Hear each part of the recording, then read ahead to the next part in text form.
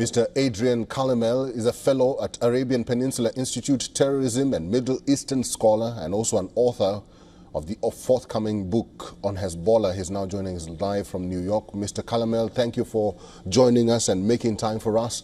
I want us to talk about something that will be spoken about even after the conflict.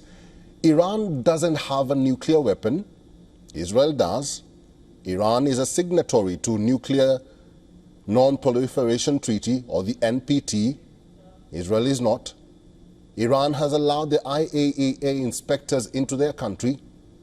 Israel doesn't. So why is there nuclear double standards, and why is that not being addressed? Well, thank you for having me, Eric. And I think the double standard exists really is because one country, the Islamic Republic, which is rushing to militarize and has broken, they're just found in breach of the IAEA, the UN nuclear watchdog. They have been racing towards the bomb. It's quite clear that over the last year to 18 months, that has been it. And they threaten every day to wipe Israel off the face of the map. It's death to Israel, death to America. So when you have a country that's building an advanced ballistic missile system and with increasing range, okay, and then able to eventually fit a nuclear warhead on it, and that just becomes a problem for Israel. It becomes a problem for Europe, it becomes a problem for India, it becomes a problem for the United States. But Iran has continued to argue that it is not building any nuclear bomb. In fact, one of their officials has just spoken a few hours ago saying and insisting that we are not even on the verge of creating any nuclear bomb.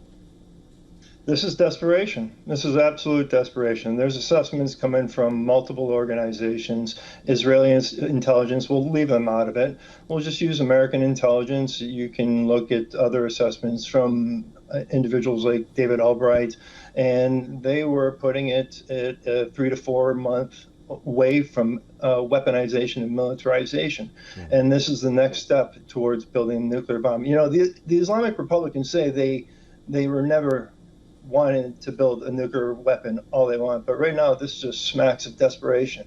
Mm-hmm. A week ago they were saying we can enrich we want. During the Biden administration, they were enriching up to 60% and then up to 90%. Why would they need to enrich up to those levels if they never wanted to build a bomb? And finally, they would be the first country in the world that is able to enrich, reprocess, and didn't possess a nuclear bomb.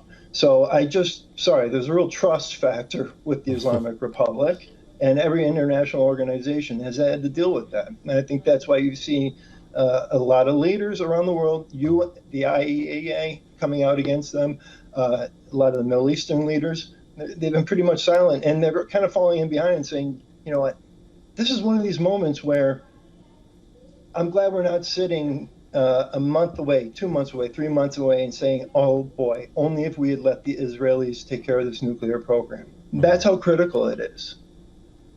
Well, let's move away from that topic now. There are some critics who argue Israel has learned no lessons from Iraq, that preemptive aggression brings nothing but chaos and instability. Aside from that, Mr. Calamel, do you think the United States will engage or watch from the sidelines? Oh, that's a good question, Eric. Kinetically, I think we'll engage on two situations along two lines. One, the first being if the Islamic Republic decides to attack any of our bases or interests, as Trump has warned them not to.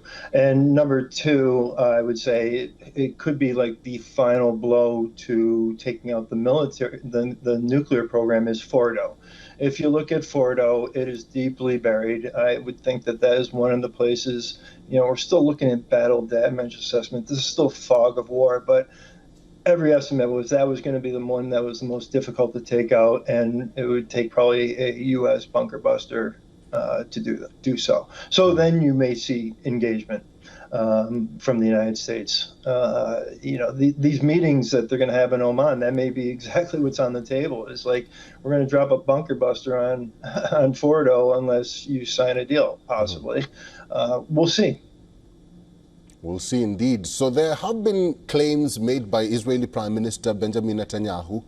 He told Fox News that Iran had planned to assassinate President Trump and him. Then two senior US officials came out and said that Trump vetoed Israel's plan to execute Iran's supreme leader. Your reaction to those two developments? Well, the one development on the assassination plot, Donald Trump's name went on a list after Qasem Soleimani was killed. So did John Bolton's, so did Brian Hook, so did Mike Pompeo, so did anybody involved in that operation. And once you get on that list, you don't get off it. So were there direct attempts made on Donald Trump? I don't know.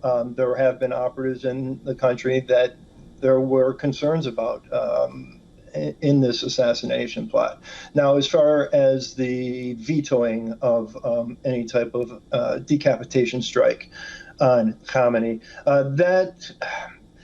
that could be just messaging. That could be more messaging to Khamenei saying, listen, you better not mess around. Trump saying, restraining Netanyahu, sparing his life, and then it could be that. Or it could be the fact that it very simply could be that, but Khamenei, it could be if you look at the Israeli approach, it's been, and you look at what happened in Lebanon, it's kind of been a bottom-up approach, and that's what we're kind of seeing here with the Islamic Republic. And Khamenei, he's very old, and he's never been of great health, and the real heir apparent is Moshtaba, his son.